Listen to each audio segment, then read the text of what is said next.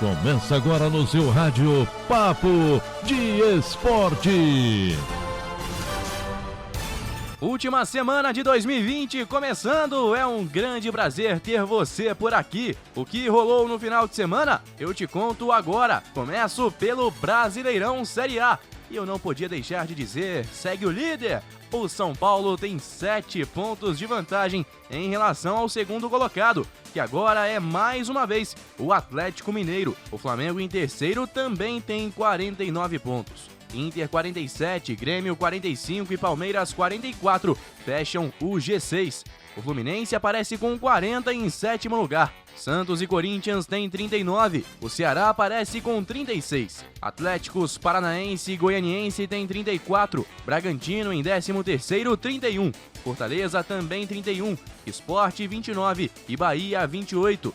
No Z4, Vasco também tem 28. O Goiás é 18º com 23. Botafogo também 23 em penúltimo lugar. E o Lanterna agora é outro, o Coritiba, que tem apenas 21 pontos feitos até aqui.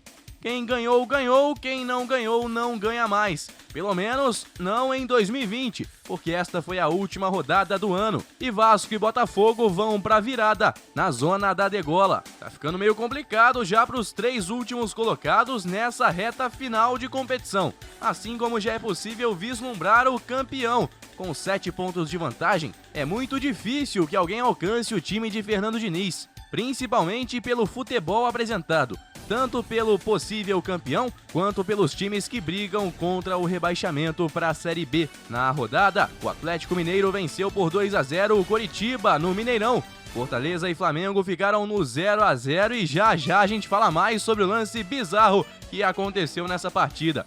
O Goiás venceu o Sport por 1-0 com muita reclamação por parte do Sport.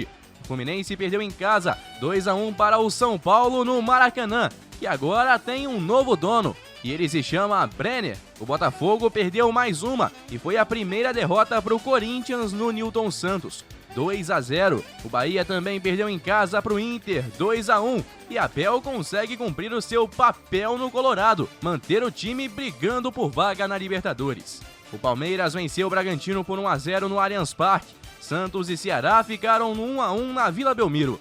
O Atlético Paranaense derrotou o Vasco por 3-0 e o time de Sapinto mostrou deficiências em todos os setores do campo. O Grêmio, poupando jogadores, venceu por 2-1 o Atlético Goianiense. Falando então sobre o que viralizou na rodada, o Brasileirão se despede de 2020 com queda de atacante na hora de bater o pênalti, habitual reclamação contra a arbitragem e atacante chorando, seja por alegria ou tristeza. E teve provocação do pior time do mundo mais uma vez. Começo falando sobre o Me Segura Senão Eu Caio. O Pedro foi cobrar um pênalti na partida contra o Fortaleza e escorregou, bateu com os 2 pés. O resultado? Pênalti anulado corretamente, porque evidentemente é contra a regra bater um pênalti com os 2 pés. Se o governo do Rio abrir uma licitação para vender o Maracanã, o único dono possível será Brenner.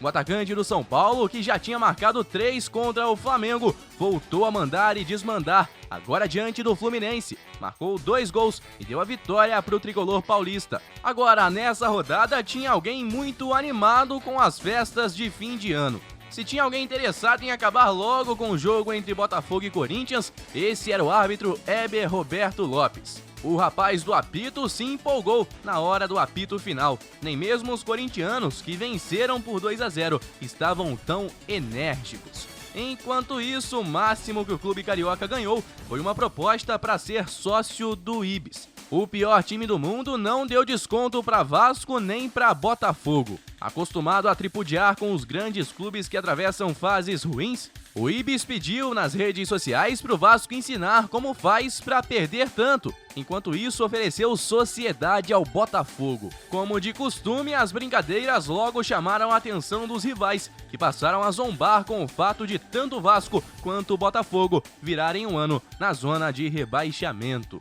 A fase não é boa e o Ibis não perdoa. E para encerrarmos esse giro pelo final de semana no Brasileirão, quem é vivo sempre aparece. Após incríveis 10 jogos sem balançar as redes, Thiago Galhardo enfim marcou. De pênalti, é verdade, mas vai falar pro Pedro que isso é fácil.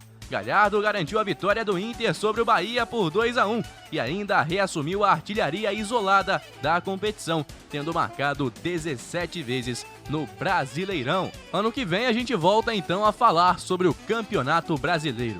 E a gente se encontra amanhã, terça-feira, com muito mais por aqui. Espero por você. Forte abraço, pessoal. Guilherme Faria, para a Rádio Conselheiro FM.